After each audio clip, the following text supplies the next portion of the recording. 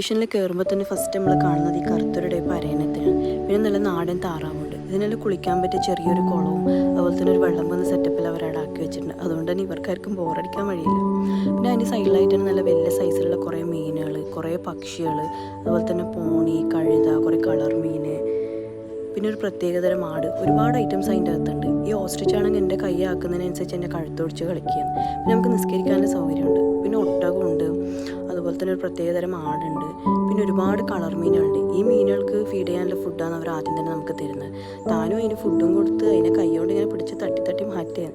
പിന്നെ ഓൻ്റെ കയ്യിൽ വെച്ചിട്ട് ഒരു പക്ഷീൻ്റെ വീഡിയോയും ഫോട്ടോസെല്ലാം എടുത്ത് ഓൻ എല്ലാത്തിനും എൻജോയ് ആക്കുന്നുണ്ട്. പിന്നെ ഞാനും ചെറുതായിട്ടൊന്നിങ്ങനെ ആക്ടിങ് വീഡിയോസ് എല്ലാം കുറേ എടുത്തു. അങ്ങനെ ഒരു സ്പ്രൈറ്റെല്ലാം വാങ്ങിക്കുടിച്ച് കുറച്ച് നേരം അവിടെ ഇരുന്ന് പിന്നെ നമ്മളൊരു 10 മിനിറ്റ് കുതിര റൈഡൊക്കെ ഞാൻ നടത്തി. നല്ല രസമുണ്ടായിരുന്നു. പിന്നെ സൺസെറ്റ് ആവാറേ കുറേ കുട്ടികളൊന്ന് കുളിക്കുന്നു കളിക്കുന്നെല്ലാം ഉണ്ടായിരുന്നു. പിന്നെ തിരിച്ചു വരുന്ന വഴി ഉപ്പാക്ക് റെസ്റ്റ് എടുത്ത് ഉമ്മ ഡ്രൈവ് ചെയ്തു.